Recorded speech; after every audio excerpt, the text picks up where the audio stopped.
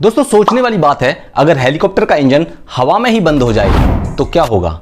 क्या ऐसी सिचुएशन में हेलीकॉप्टर तुरंत नीचे गिर जाएगा? तो दोस्तों अगर आप ऐसा सोच रहे हैं तो ये बिल्कुल गलत है, क्योंकि हेलीकॉप्टर का इंजन रोटर ब्लेड को घुमाने और हेलीकॉप्टर को ऊपर उठाने के लिए पावर प्रोवाइड करता है। और जैसे ही इंजन फेल हो जाता है ये रोटर ब्लेड घूमना बंद कर देता है। लेकिन जैसे ही रोटर ब्लेड घूमना बंद करता है ये हेलीकॉप्टर नीचे की ओर आने लगता है और हवा के प्रेशर की वजह से रोटर ब्लेड खुद ब खुद घूमने लगता है, जिसके बाद पायलट जल्दी से कलेक्टर लीवर की मदद से ब्लेड के एंगल को घुमा देता है और इस एंगल के घुमाने के बाद ये रोटर ब्लेड बहुत ही तेजी से घूमने लगता है और उसके बाद पायलट हेलीकॉप्टर को बहुत ही आसानी से धीरे धीरे नीचे लैंड करा देता है। साइंस में इस सिचुएशन को दोस्तों ऑटो रोटेशन कहा जाता है।